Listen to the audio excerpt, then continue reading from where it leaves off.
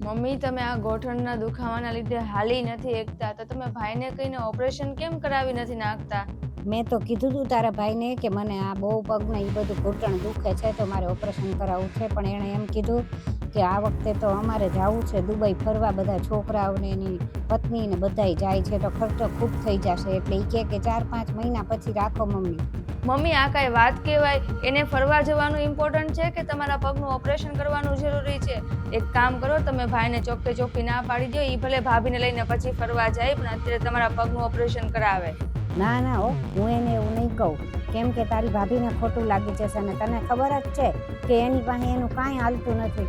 સાચું મમ્મી, લગ્ન પછી તો છોકરાઓ સાવ બદલાઈ જ જાય છે. કેટલું ભાઈ તો એકલું ભાભીની પાછળ જ તે બધી એની જ વાત માન્યા રાખે છે ને એની પાછળ તો એને તમારા પગનો દુખાવો નથી દેખાતો. બોલો.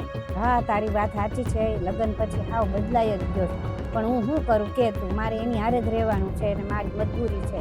હા મમ્મી, સાચી વાત છે, રહેવાનું તો તમારે એની સાથે જ છે ને. આ ઉંમરમાં તમે બધા જાશો ક્યાં? સારું મમ્મી, હું મૂકું ને, ભાવિનને બહાર જવું છે ને તો થોડુંક કામ પતાવી દઉં. હા હા, કાંઈ વાંધો નહીં, તમારું ધ્યાન રાખજો. મૂકું પણ. હા મમ્મી.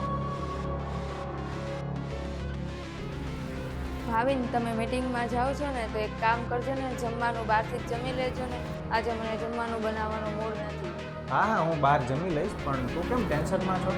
અરે શું કહું ભાવિન, મમ્મી સાથે મેં ફોનમાં વાત કરીને તો ટેન્શન વધી ગયું છે. મમ્મીને પગનો જે દુખાવો છે ને એ ધીમે ધીમે વધતો જ જાય છે. મમ્મીથી તો હવે હલાતું નથી, અને મમ્મીએ ભાઈને ઓપરેશન માટેની વાત કરી તો ભાઈએ એને એમ કીધું કે અત્યારે તો એ દુબઈ જાય છે એના છોકરાને ને ભાભીને બધાને લઈને, એમ તો એ કે એટલો બધો ખર્ચો થઈ જશે ને તો ઓપરેશન અત્યારે હું નહીં કરાવી શકું, 3-4 મહિના પછી કરાવીશ. હવે તમે જ કહો ભાવિન કે ભાઈ માટે ફરવું જરૂરી છે કે મમ્મીના પગનું ઓપરેશન કરાવવું જરૂરી છે? તારા ભાઈએ, હું તો એમ જ કહું છું કે ફરવા જવું જોઈએ અત્યારે, કેમ કે આ જ ઉંમર છે એને ફરવાની ને શોખ પૂરા કરવાની, પછી ક્યારે જશે અત્યારે નહીં જાય તો. અને મમ્મીને તો ઉંમર થઈ ગઈ છે હવે, એટલે ઉંમર થઈ જાય એટલે 5-10 બીમારી તો હાલતા ચાલતા આવતી જ રહે, એ તો પછી ગમે ત્યારે હરખું કરાવી દેવાય, પણ અત્યારે ફરવું જરૂરી છે. અરે પણ એને ફરવા જવાની કોણ ના પાડે છે? પહેલા ભલે ઓપરેશન કરાવી નાખે ને પછી જ્યાં ફરવા જવું હોય ત્યાં ફરવા જાય, એમાં કોણ એને ના પાડી? ના ના, હું તો એમ જ કહું છું હજી કે તારા ભાઈએ સૌથી પહેલા ફરવા જ જવું જોવે, એના લીધે ભાભી ખુશ રહે. હા સાચી વાત છે, આ બધું જે થાય છે ને એ ભાભીના લીધે જ થાય છે. ભાઈ ખાલી ભાભીને જ તે ખુશ રાખે છે, મમ્મી વિશે તો વિચારતો જ નથી. મમ્મી વિશે વિચારતો હોત ને તો પેલા એ મમ્મીનું ઓપરેશન કરાવે. અરે તું આટલી બધી હારી હારી વાતો કરે છો ને એ તારા મોટે તો જરાય હારી નથી લાગતી, કેમ કે તારો ભાઈ અને ભાભી જે કાંઈ અત્યારે તારા મમ્મી સાથે કરે છે ને એવું જ અહીંયા તે મારા પપ્પા સાથે કર્યું હતું. આજથી 2 મહિના પહેલા તે શું કીધું તને યાદ છે ને? મારે હવે કાંઈ નથી સાંભળવું. આપણે પહેલેથી જ નક્કી કર્યું હતું કે મારા બર્થડેમાં નવી ગાડી લેવાની છે, તેમાં વચમાં પપ્પાના આંખનું ઓપરેશન ક્યાંથી આવી ગયું? અરે મનીષા, બીમારી કાંઈ કહીને થોડી આવશે. પપ્પા તો ખાલી ચેકઅપ કરાવવા માટે ગયા હતા કે આંખમાં બરોબર છે કે નહીં, કેમ કે એનો થોડુંક ઝાંખું દેખાતું હતું, તો ડોક્ટર સાહેબે કીધું કે ઓપરેશન કરાવવું જ પડશે.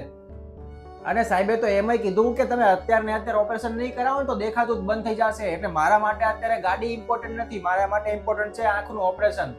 તમે તમારા મા બાપની પાછળ આંધળા થઈ ગયા છો અને બરબાદે થઈ ગયા છો, ને એની સેવાની સામે તમને કોઈની ખુશી નથી દેખાતી, નથી મારી ખુશી દેખાતી. અને તમે મને પ્રોમિસ કર્યું હતું કે મારા બર્થડેમાં તમે નવી ગાડી લઈ દેશો, અને હવે જો નવી ગાડી નહીં આવી ને મારા બર્થડે ઉપર તો હું મારા મમ્મીના ઘરે વહી જઈશ, પછી રહેજો તમે તમારા પપ્પા સાથે. મનીષા, એ વખતે મેં તને બહુ સમજાવવાની ટ્રાય કરી હતી, પણ તું સમજતી જ નહોતી. અને પપ્પા મને રોજ આવીને કહેતા હતા કે મને આંખેથી સાવ દેખાતું બંધ થાય છે, હવે તું મને ફટાફટ ઓપરેશન કરાવી દે. પણ નહીં, તોને તો એક જ તે જીદ પકડી હતી કે મારા જન્મદિવસ ઉપર ગાડી જ લેવી છે. જો એ વખતે આપણે આ ગાડીને બદલે પપ્પાનું ઓપરેશન કરાવી દીધું હોત ને તો આજે પપ્પાને સરખું દેખાતું હોત. હા ભાવિન, તમે સાચી વાત કહો છો. મારી જીદના લીધે મેં પપ્પાનું ઓપરેશન ન કરાવવા દીધું, પણ આજે મારા મમ્મી ઉપર થયું ને ત્યારે મને ખબર પડી કે એના ઉપર કેવું થતું હશે. કાંઈ વાંધો નહીં મનીષા, હવે પસ્તાવાનો કાંઈ અર્થ નથી, કેમ કે હવે ઓપરેશન થાય એવું નથી. અને તારા ભાઈ ને ભાભી કદાચ તારા મમ્મીનું ઓપરેશન ન કરાવતા હોય ને તો કાંઈ વાંધો નહીં, એને ફરવા વયા જવા દે, આપણે કરાવી દઈશું તારા મમ્મીનું ઓપરેશન.